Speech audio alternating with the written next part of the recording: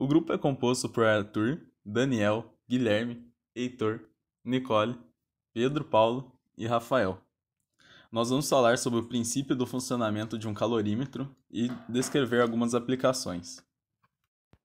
A aplicação do calorímetro na indústria alimentícia funciona pelo calorímetro ser um aparelho isolado do meio externo que é muito utilizado nos laboratórios para estudos científicos sobre a quantidade do fluxo de calor entre dois corpos de temperaturas diferentes.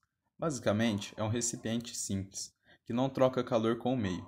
A parede externa é uma camada fina, porém a parede interna é grossa, sendo uma segunda camada com propriedade mais isolante, podendo ser comparada a uma garrafa térmica. Metodologia. Experimentalmente, realizando em um laboratório físico-químico, é possível determinar que a caloria é a unidade que determina o calor necessário para aumentar a temperatura de 1 grama de água em 1 grau Celsius.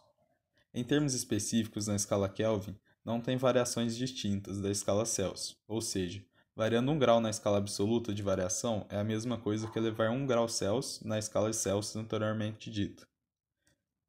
O experimento é abordado da seguinte maneira: dentro do calorímetro há um compartimento de combustão. É inserido o alimento dentro, monta-se o calorímetro, insere o termômetro e insere-se uma certa quantidade de água ao redor que fica acoplado em tipo de um vaso. Após, fornece uma energia em forma de chama para que o alimento seja queimado, ou seja, a energia é liberada dentro do sistema, que vai estar tecnicamente isolado do meio. Vai aquecer a água e a variação da temperatura de água vai ser calculada através da variação de temperatura demonstrada no termômetro. E ao final vai ver qual a relação da quantidade de calor liberado através da grama do alimento com a quantidade de calor que foi transmitido para a água ser aquecida e sofrer elevação na temperatura. Depois de aplicar a metodologia de aquecer o alimento dentro do calorímetro através da variação de temperatura, consegue-se determinar a quantidade de caloria do alimento de forma que utiliza a fórmula do Quimacete, onde Q representa o calor recebido pela água e cedido pelo alimento, M a massa contida no calorímetro, C o calor específico da água e ΔT a variação da temperatura da água, que é a temperatura final menos inicial.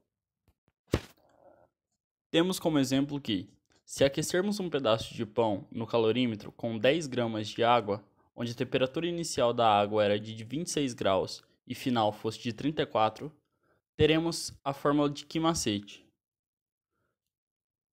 que é igual a 10 gramas, que é a massa da água, vezes 1 caloria por grama, que é o calor específico da água, vezes a variação de temperatura, ou seja, 34 menos 26, 8 graus.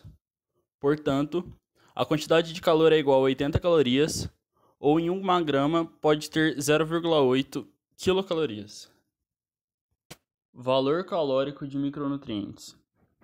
Se analisarmos a composição química de cada alimento, vamos perceber que em sua microcomposição existem 3 tipos de micronutrientes fundamentais, que são os carboidratos ou glicídios, as proteínas e as gorduras ou lipídios. O mesmo alimento comparado a outro, a mesma quantidade de matéria em gramas pode possuir um poder calorífico maior ou menor, devido a essa tal composição. Os carboidratos ou glicídios, eles apresentam 4 quilocalorias por unidade do micronutriente, independente de fonte que ela for utilizada. Ou seja, se no nosso experimento utilizasse um alimento feito totalmente de carboidrato, independente da fonte, se fosse macarrão, batata ou pão, daria a mesma caloria final por água absorvida para aumentar sua temperatura. Já as proteínas, elas também apresentam 4 quilocalorias em sua composição energética, e elas são derivadas de ovos, leites e derivados do leite. Por fim, temos os óleos ou gorduras, que pode ser chamado de lipídios, que já possuem um poderio calórico maior, que são 9 calorias por unidade do micronutriente, e justamente abordamos um tópico mais tangível a esse. Utilizamos a biomassa para fazer combustíveis devido à sua alta capacidade calorífica já citada. Através do calorímetro, a gente pode observar que a química está presente em nosso dia a dia mais do que a gente imagina e em todos os lugares. Através do conteúdo de calor sensível, a gente consegue calcular a quantidade de caloria de um alimento, onde na indústria, obviamente, se utiliza de calorímetros mais sofisticados.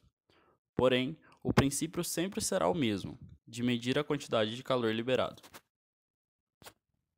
Bom, a gente também decidiu abordar um pouco a reação de neutralização. O tópico que a gente trouxe é sobre os antiácidos utilizados pela indústria farmacêutica, que nós utilizamos quando estamos com azia ou com excesso de acidez no estômago. Então, a reação do antiácido no estômago, quando o nosso estômago produz ácido clorídrico em excesso, essa substância promove certo desconforto, chamado de azia.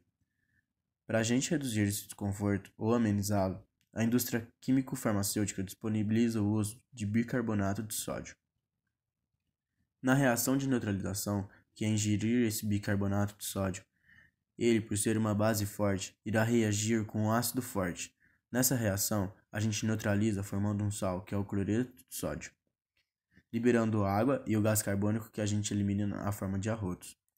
Os antiácidos estomacais, como já foi dito, ele tem a função de neutralizar o excesso de suco gástrico presente no nosso estômago.